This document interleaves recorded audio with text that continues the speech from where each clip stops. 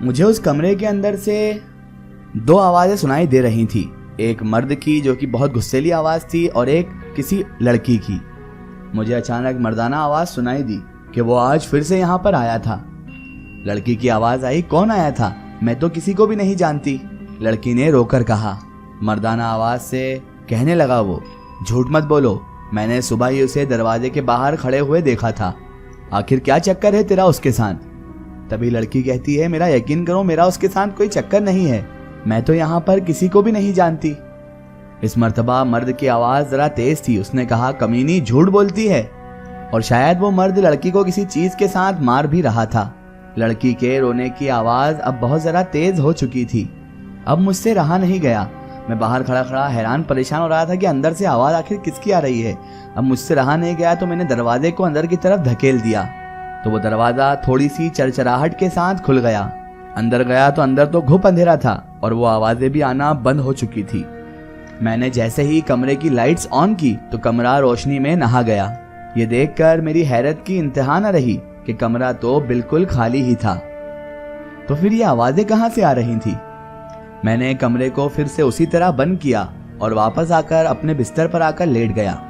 نیند تو اب آنے والی نہیں تھی، نیند میری آنکھوں سے اب کوسوں دور تھی اور خوف سے میرے اعصاب شدید متاثر بھی ہو رہے تھے۔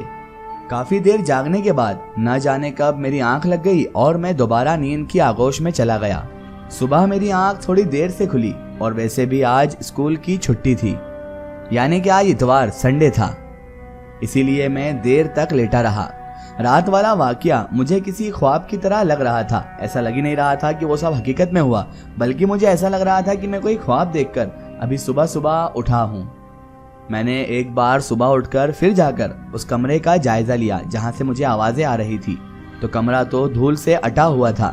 دھول اتنی زیادہ اس میں کمرے میں موجود تھی کہ کوئی سالوں سے نہ رہا ہو، اور اس سے صاف یہ نظر آ رہا تھا کہ کمرے میں کوئی نہیں گیا تھا۔ مکان مالک سے اس بارے میں کوئی بات کرنا تو بہت زیادہ فضول ہو جاتا، کیونکہ اس نے تو مجھے پہلے ہی ان سب باتوں سے آگاہ کر دیا تھا اور اس نے کہا ہی تھا کہ یہ آصف زدہ مکان ہے۔ اس سے بات کرنا مطلب اپنا وقت ضائع کرنے کے برابر تھا، کیونکہ اس نے مجھے بہت سمجھایا تھا، لیکن میں نے اس کی پرواہ نہیں کی تھی۔ سارا دن ذہن پر ایک بوجھ سا رہنے لگا۔ رات کو کھانا کھانے کے بعد میں کتاب کا مطالعہ یعنی کتاب کو پڑھ رہا تھا کہ اچانک تبھی کسی نے دروازے پر دستک دی۔ میں نے جیسے ہی دروازہ کھول کر باہر دیکھا تو دروازے پر محلے دار محمود صاحب تھے۔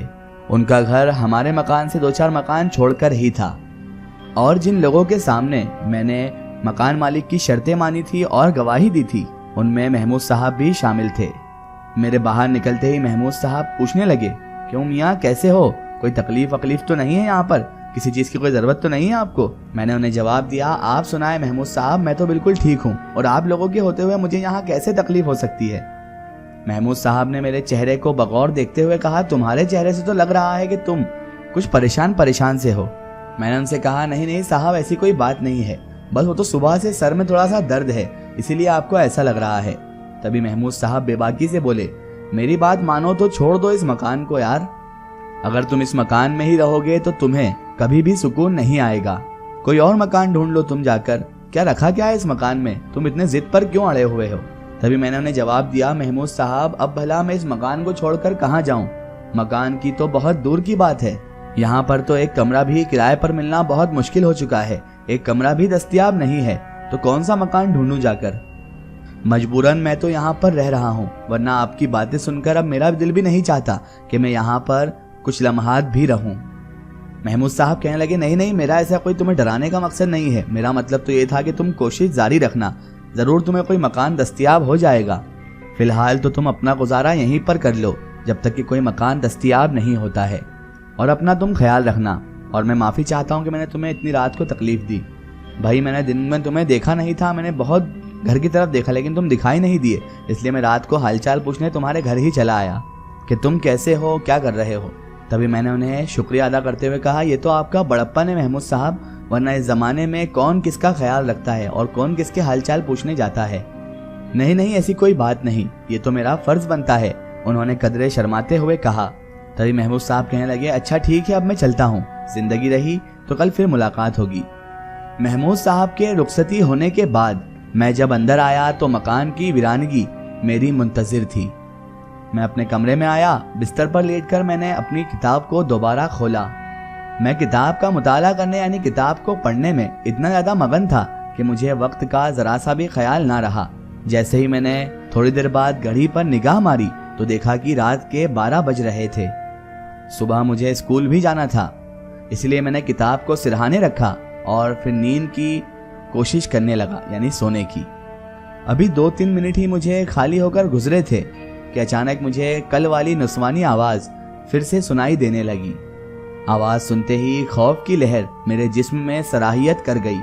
کئی لوگوں سے میں نے سنا تھا کہ اس مکان میں روحوں کا بسیرا ہے۔ یہ خیال آتے ہی میرا سر چکرانے لگا اور اب وہ آواز لمحہ بہ لمحہ تیز ہوتے جا رہی تھی۔ مجھے ایسا لگ رہا تھا جیسے کوئی لڑکی بہت زیادہ تکلیف میں ہے۔ آواز ساتھ والے کمرے سے آ رہی تھی۔ میں ڈرتے ڈرتے بستر سے اٹھا اور برآمدے میں آ گیا۔ دوسرے کمرے کا دروازہ کھلا ہوا تھا اور اندر لائٹس بھی جل رہی تھی، اور مجھے اچھی طرح سے یاد ہے کہ میں نے کمرے کی لائٹس کو اچھی طرح سے بند بھی کیا تھا اور دروازہ بھی بند کیا تھا، لیکن آواز تھی جو بدستور اسی کمرے سے آ رہی تھی۔ تبھی میرے لرزتے ہوئے قدم خود بخود اس کمرے کی جانب بڑھنے لگے۔ لاکھ خود کو روکنے کے باوجود میں خود کو روک ہی نہیں پایا اور میں اس کمرے کے دروازے کی جانب بڑھ چلا۔ اس دروازے کے پاس پہنچ گیا اور مجھے وہاں پر جا کر ایسا لگا جیسے میں زمین پر نہیں ہوں بلکہ ہوا میں کھڑا ہوں۔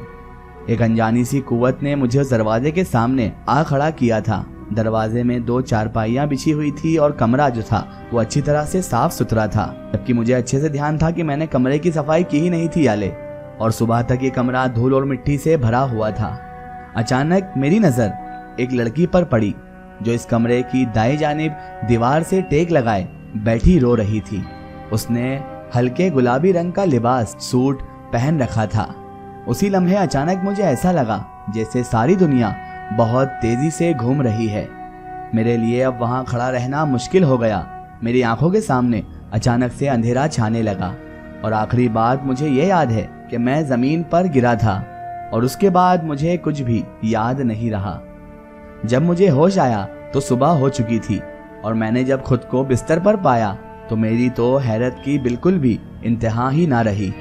میں نے سوچا تو کیا میں رات کو کوئی خواب دیکھ رہا تھا؟ اگر وہ خواب نہیں تھا حقیقت تھی تو میں بستر تک کیسے پہنچ گیا؟ یقیناً میں نے کوئی ڈراؤنا خواب دیکھ لیا ہوگا۔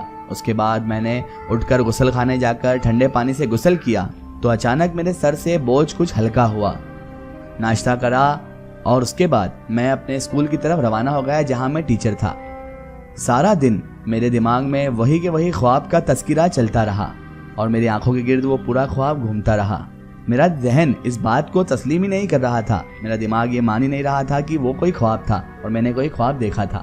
دل میں اب بار بار یہی خیال آ رہا تھا کہ میں اس مکان کو چھوڑ دوں تو ہی اچھا ہوگا، مگر میں اس مکان کو چھوڑ کر آخر جاتا کہاں؟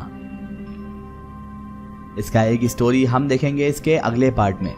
دوستوں، اگر آپ بھی اپنی زندگی کی کوئی سچی کہانی یا سچی گھٹنا ہمارے چینل سے شیئر کروانا چاہتے ہیں اور آپ چاہتے ہیں کہ آپ کی سٹوری بھی مائی اسٹوری بک چینل سے شیئر ہو، تو آپ ہمیں ہمارے فیس بک پیج پر کانٹیکٹ کر سکتے ہیں اور اپنی سٹوری وہاں پر ہمیں بتا سکتے ہیں۔